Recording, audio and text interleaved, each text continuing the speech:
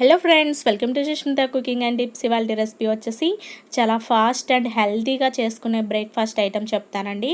ఇది బ్రేక్ఫాస్ట్గానే కాకుండా మనం డిన్నర్గా అయినా తీసుకోవచ్చు. ముఖ్యంగా డైట్ తీసుకునే వాళ్ళకి చాలా మంచిదండి. అలాగే ఏమన్నా చిన్న చిన్న గాయాలు లాంటివి ఉన్నా సరే మనం ఇట్లా రాగి రొట్టె తినడం వల్ల అవి తొందరగా నయమవుతాయి. ఇప్పుడు మనం దీన్ని ఎలా తయారు చేసుకోవాలో చూద్దాము.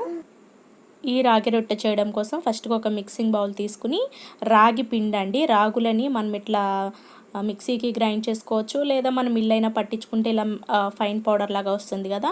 ఈ రాగి పిండి 1.5 కప్పు తీసుకున్నాను. అలాగే రాగి పిండికి సరిపడా సాల్ట్, అలాగే సన్నగా తరిగినటువంటి ఉల్లిపాయ ఒకటి, బాగా మనకి ఎంత వీలైతే అంత సన్నగా కట్ చేసుకుంటే బాగా మనకి రొట్టెలో కలిసిపోతుందండి.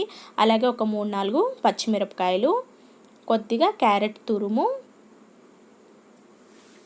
అలాగే కొంచెం కొత్తిమీర. ఇవన్నీ టేస్ట్ కోసం అండి, టేస్ట్ చాలా బాగుంటుంది. అలాగే మనం ఇక్కడ వేసే ఇంగ్రీడియంట్స్ అన్నీ కూడా హెల్త్కి చాలా మంచిది కదా. కొత్తిమీరని ఇట్లా మనం ఇలా తుంపుకున్నట్లు వేసుకోవాలి. అలాగే ఒక 2 రెమ్మలు కరివేపాకు కూడా యాడ్ చేసుకోవాలి. హెల్త్కి మంచిది, అలాగే టేస్ట్ కూడా చాలా బాగుంటుందండి. ముఖ్యంగా కాలిన గాయాలు, లేదన్నా యాక్సిడెంట్ అట్లా ఈ చిన్న చిన్న గాయాలు అలాంటివి ఉంటాయి కదా, తొందరగా తగ్గిపోతాయి రాగి రొట్టె తినడం వల్ల. కరివేపాకు కూడా యాడ్ చేసుకున్న తర్వాత ఒక 1/2 టీ స్పూన్ జీలకర్ర అండి. జీలకర్ర మాత్రం స్కిప్ చేయొద్దు. అలాగే ఇప్పుడు వీటన్నిటిని మనం బాగా కలుపుకోవాలి. అలాగే ఇందులో వచ్చేసి ఒక 1 టీ స్పూన్ పచ్చిశనగపప్పు కూడా యాడ్ చేసుకోండి. మనకి పచ్చిశనగపప్పు యాడ్ చేసుకోవడం వల్ల తినేటప్పుడు టేస్ట్ అనేది చాలా బాగుంటుంది. మీరు కావాలనుకుంటే ఇంకా కొంచెం ఎక్కువగా కూడా వేసుకోవచ్చండి, అది మీ చాయిస్. ఇవన్నీ బాగా మిక్స్ అయ్యేలాగా ఒకసారి బాగా కలుపుకోవాలి. అలాగే ఈ రొట్టె కోసం పిండిని మనం హాట్ వాటర్తోనే కలుపుకోవాలండి. చల్లని వాటర్తో కలిపితే మీకు రొట్టె సరిగా రాదు. కాబట్టి హాట్ వాటర్తో కలుపుకోవాలన్నమాట. హాట్ వాటర్ వేడిగా ఉంటుంది కాబట్టి ఇలా చూసుకుంటూ స్పూన్తో లేదా ఇట్లా మిక్స్ చేసుకున్నామంటే ముద్దలాగా వస్తుందండి మనకి. కొంచెం కొంచెంగా ఆ వాటర్ యాడ్ చేయండి. ఒకేసారి యాడ్ చేస్తే మీకు పిండి అనేది లూజ్ అవ్వచ్చు, కాబట్టి చూసుకుంటూ యాడ్ చేసుకోవాలి. అలాగే ఈ రాగి రొట్టె వచ్చేసరికి డైట్ చేసే వాళ్ళైనా తీసుకోవచ్చండి. మార్నింగ్ లేదా ఈవినింగ్ ఏదైనా ఒక టైంలో ఈ రాగి రొట్టె తీసుకోవడం చాలా మంచిది. పిల్లలకు కూడా మనం అలవాటు చేస్తే వాళ్ళ హెల్త్కి కూడా చాలా మంచిదండి. అలాగే టేస్ట్ కూడా బాగుంటుంది కాబట్టి పిల్లలు తినము అనే మాట అయితే ఏముండదు. మనము అంటూ ట్రై చేసి పెడితేనే కదా. ముందే మా పిల్లలు తినరులేండి అని చెప్పేసి మనం ఊరుకున్నామంటే వాళ్ళు కూడా ఊరికే ఉంటారు. కాబట్టి మనము కొంచెం అన్నీ అలవాటు చేస్తూ ఉంటే వాళ్ళకు కూడా ఈసారి తినకపోతే ఇంక రెండోసారి అయినా తింటారనమాట. అలాగా మనం అలవాటు చేసే దానిలో ఉంటుందండి. మా పిల్లలైతే ఇది అది అని ఏముండదు, అన్నీ తింటారు. ఈ విధంగా బాగా మిక్స్ చేసుకోవాలి. మనకి కన్సిస్టెన్సీ అనేది కొంచెం లూజ్ ఉండాలి, మరీ గట్టిగా కాకుండా అలాగని మరీ పల్చగా కాకుండా మనం చేత్తో పట్టుకుంటే సాఫ్ట్గా ఉండేలాగా రావాలన్నమాట. చూడండి, ఇలా లూజ్గా వస్తే సరిపోతుంది. మరీ గట్టిగా ఉన్నా మీరు రొట్టె చేసుకునేటప్పుడు సరిగ్గా రాదనమాట. కాబట్టి ఇలా ఉంటే సరిపోతుంది.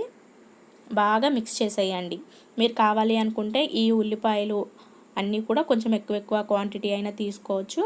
ఈ విధంగా ఉండాలన్నమాట బ్యాటర్. మనకి గట్టిగా కాకుండా పల్చగా కాకుండా ఈ థిక్నెస్ ఉంటే సరిపోతుంది. ఇప్పుడు మనం ఏం చేయాలంటే దీనిని, ఇది కొంచెం హాట్గా ఉంది కదా, ఒక 2-3 నిమిషాల పాటు చల్లారనిద్దాము. అలాగే ఇప్పుడు ఇలా చూడండి, వేడిగా ఉంది.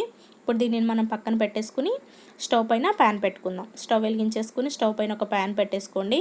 అలాగే ఇక్కడ వచ్చేసి నేను ఆయిల్తో కాకుండా ఘీతో కాలుస్తున్నానండి. నెయ్యి 1 టీ స్పూను లేదా ఒక 1/2 టీ స్పూన్ ఇలా ప్యాన్ పైన అప్లై చేసేసి ఏదైతే మనకి ఇక్కడ రాగి బ్యాటర్ ఉందో దీనిని ఒక ముద్దలాగా తీసుకోవాలి. అలాగే చేతిని తడుపుకోవాలండి మనం రాగి రొట్టె చేసేటప్పుడు, లేదంటే సరిగ్గా రాదు. ఈ విధంగా ఫస్ట్ మనం ఒక బాల్ లాగా చేసుకుని డైరెక్ట్గా పెనం పైన వేసేసుకోవాలి బాల్ని. చేతిని తడుపుకోవాలండి, లేదంటే చేతికి అతుక్కుంటూ ఉంటుంది. పెనం వచ్చేసి మీడియం హీట్ మీద ఉంటే సరిపోతుంది. చెయ్యి వచ్చేసి కాలుతుందేమో అన్న భయం అక్కర్లేదండి, అస్సలు కాలదు. కనీసం వేడి కూడా తగలదు మన చేతికి. ఎందుకంటే పిండి మనకి తడిగా ఉండే పిండి కాబట్టి అస్సలు వేడి రాదనమాట. పెద్దవాళ్ళు అయితే నార్మల్గా ఇట్లా అప్పట్లో అయితే కట్టెల పొయ్యి మీద ఇట్లా చేతులతోటే చేసేవాళ్ళండి. ఇప్పుడు మనకి నాన్ స్టిక్ ప్యాన్ల మీద కాబట్టి ఈజీగానే అయిపోతుంది పని. ఇట్లాగా మొత్తము పల్చగా చేసుకోవాలి.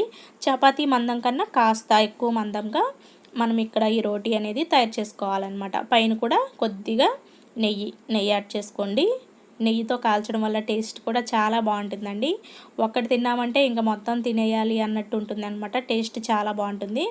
ఇలా 2 వైపులో కూడా మనం ఈవెన్గా ఫ్రై చేసుకోవాలి. ఇది కాలింది మీకు డౌట్ వస్తుంది కదా, ఇది మనకి ఫ్రై అయ్యింది అని తెలియడానికి ఇది కాస్త గట్టిగా ఉంటుందన్నమాట.